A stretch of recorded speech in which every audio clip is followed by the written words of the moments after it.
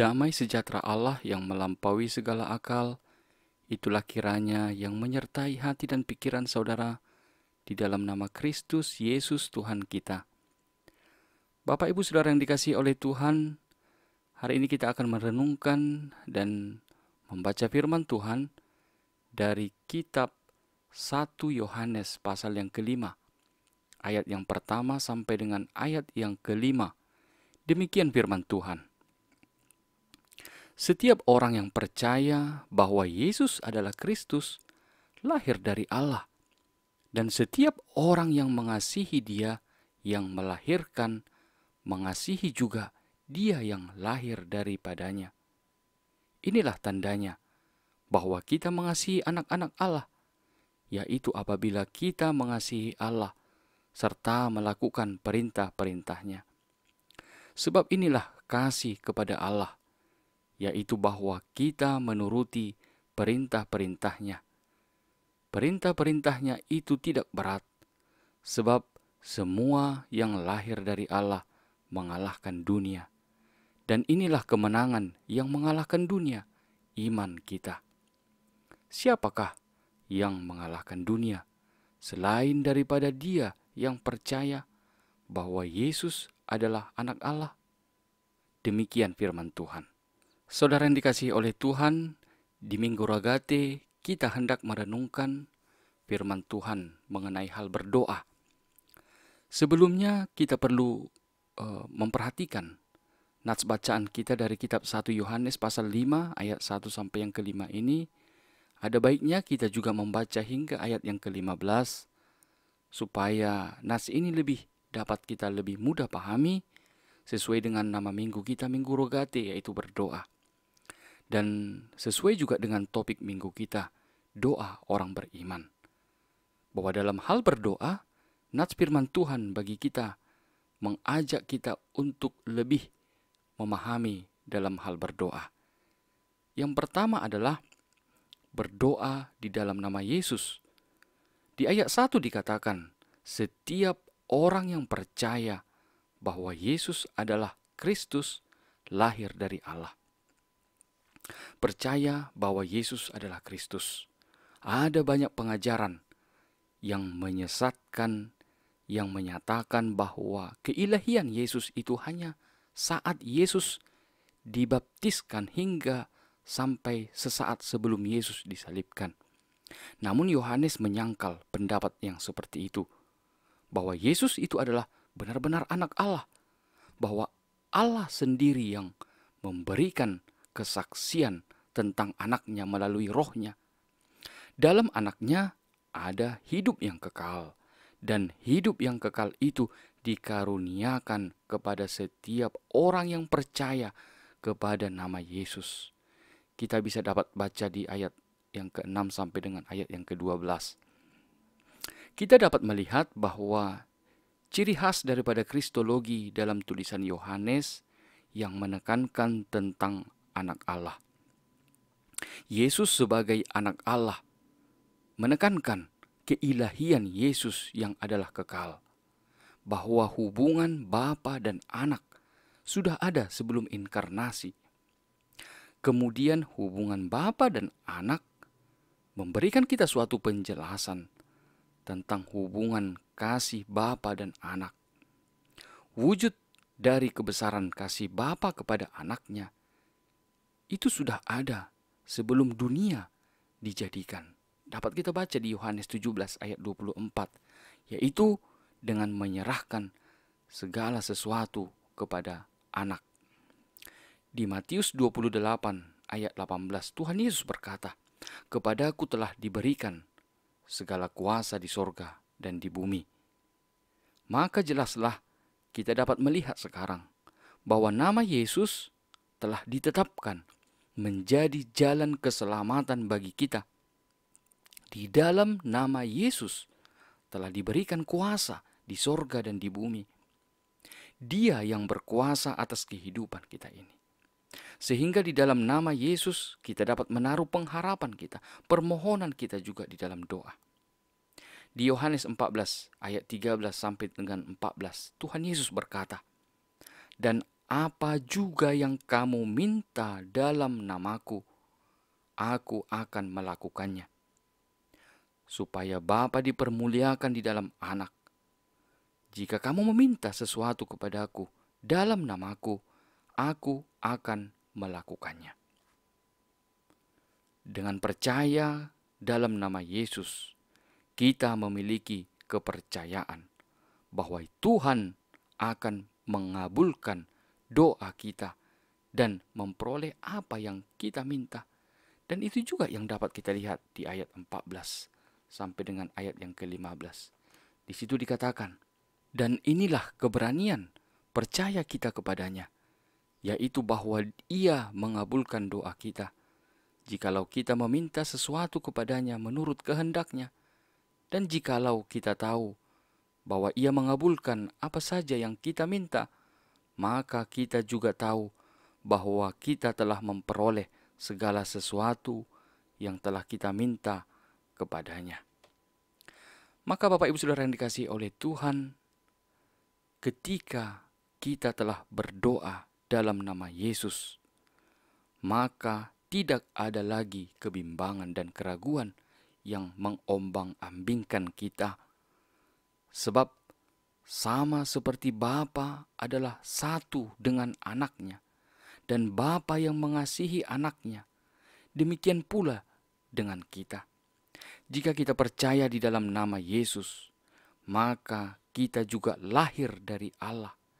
Kita telah dilahirkan kembali menjadi umat Allah, umat yang diselamatkan dan dikasihi oleh Allah.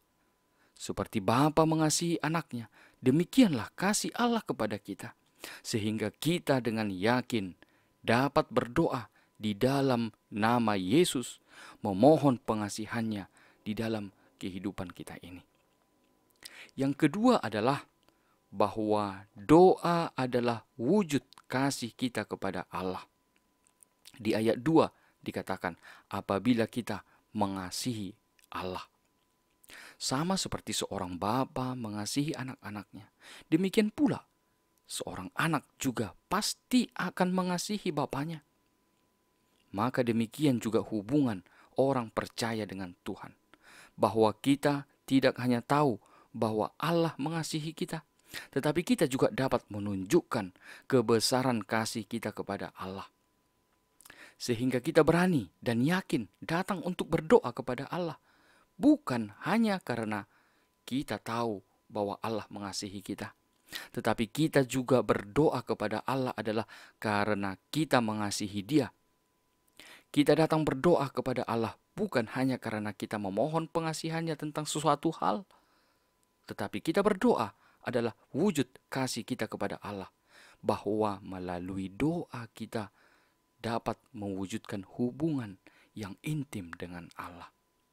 Orang yang mengasihi Allah datang berdoa bukan hanya karena ada maunya, karena ada sesuatu permohonan, tetapi doa itu adalah tanda kasih kita kepada Allah melalui komunikasi yang selalu terjalin antara kita dengan Allah. Yang ketiga adalah mengasihi sesama melalui doa. Di ayat 2 dikatakan tadi di situ bahwa kita mengasihi anak-anak Allah. Kita orang percaya di dalam nama Yesus lahir dari Allah yang pengasih. Maka demikian pula kita anak-anaknya terlahir menjadi anak-anak yang pengasih. Mengasihi Allah dan juga sesama anak-anak Allah. Kita semua disatukan di dalam ikatan kasih Allah yang telah melahirkan kita. Sehingga karakter, sifat, dan hakikat Allah yang adalah kasih itu juga ada di dalam diri kita. Kita mengasihi sesama kita bukan karena keberadaannya, entah karena dia itu kaya, terhormat, satu suku, satu marga, atau karena dia baik kepada kita. Namun kita mengasihi sesama kita adalah karena kita dilahirkan untuk hidup di dalam kasih. Karena Allah adalah kasih. Kita juga tidak mengasihi orang lain karena keberadaan kita atau karena kelebihan yang kita miliki. Tetapi kita mengasihi sesama kita. Kita mampu untuk dapat mengasihi sesama kita adalah karena kekuatan kasih Allah yang ada dalam diri kita. Kita dimampukan untuk mengasihi adalah karena kita anak-anak Allah yang pengasih. Ada banyak wujud kasih kita kepada sesama. Salah satunya adalah melalui doa. Dengan mendoakan orang lain, maka kita mau tunduk pada perintah Tuhan untuk saling mengasihi. Dan kita mau merendahkan diri bahwa kita hanya dapat mengasihi sesama kita hanya melalui kekuatan dan pertolongan Tuhan. Seperti yang Paulus pernah kisahkan tentang tantangan pelayanan yang dihadapinya. Namun Allah menyelamatkannya. Dan itu semua tidak terlepas dari doa-doa orang percaya yang selalu menyertainya. Paulus katakan di 2 Korintus 1 ayat 11. Karena kamu juga turut membantu mendoakan kami, supaya banyak orang mengucap syukur atas karunia yang kami peroleh berkat banyaknya doa mereka untuk kami. Dan yang keempat adalah menyambut jawaban doa melalui ketaatan kepada perintah Tuhan. Di ayat 3 dikatakan bahwa kita menuruti perintah-perintahnya. Tanda kasih yang nyata seorang anak kepada bapaknya adalah taat dan menghormati perintah bapaknya. Seorang bapa memberikan perintah untuk ditaati adalah karena kasih seorang bapa yang mau membimbing dan menuntun anaknya. Maka demikian halnya seorang anak mau taat pada perintah bapaknya adalah karena kasihnya kepada bapaknya. Ketaatan kita kepada perintah Allah adalah karena kita tahu bahwa Allah mengasihi kita dan kita mengasihi Allah. Itulah sebabnya dikatakan di ayat 3 bahwa perintah-perintahnya tidak berat. Mengapa?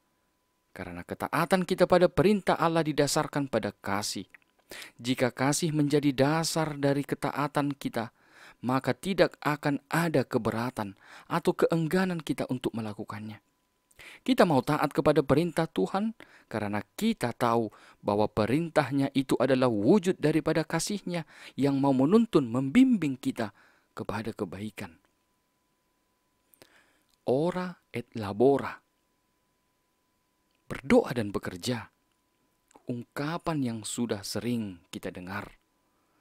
Bahwa dalam iman percaya kita kepada Tuhan yang mendengar dan mengabulkan doa kita, tidak cukup hanya sebatas berdoa saja. Namun kita diajak untuk menyambut jawaban Tuhan atas doa kita melalui ketaatan kita kepada perintah Tuhan. Doa bukan hanya sekedar permohonan dan kata-kata yang kita panjatkan kepada Tuhan. Tetapi doa yang kita panjatkan kepada Tuhan juga haruslah kita nyatakan melalui perbuatan kita yang sesuai dengan perintahnya. Segala perbuatan, usaha, dan tindakan kita juga tentunya haruslah sesuai dengan kehendak Tuhan, supaya kita menerima berkat Tuhan melalui ketaatan kita pada perintahnya. Dan yang kelima adalah bahwa doa adalah kekuatan kita mengalahkan keinginan duniawi. Di ayat 4 dikatakan di situ, sebab semua yang lahir dari Allah mengalahkan dunia. Tuhan Yesus telah mengalahkan dunia ini. Dia yang telah menyerahkan nyawanya untuk memenangkan kita dari kuasa dosa. Itu adalah wujud daripada kasihnya yang besar kepada kita. Sehingga kita diajak untuk turut serta dan tetap tinggal di dalam kemenangannya itu. Iman kita kepada Tuhan Yesus adalah kekuatan kita untuk mampu mengalahkan keinginan dunia yang mematikan. Harus kita akui bahwa keinginan duniawi begitu sangat kuat untuk menarik kita supaya kita jatuh ke dalam dosa. Namun kita diingatkan bahwa Tuhan Yesus telah memenangkan kita dari kuasa dosa. Jika kita tetap memelihara iman percaya kita dengan tetap mengasihi Allah, mengasihi sesama, menuruti segala perintah Tuhan, dan kita selalu berdoa memohon kekuatan dan pengampunan dosa, maka kita akan tetap menjadi pemenang di dalam kehidupan ini. kita ingat nasihat Tuhan Yesus. Berjaga-jagalah dan berdoalah, supaya kamu jangan jatuh ke dalam pencobaan. Roh memang penurut, tetapi daging lemah.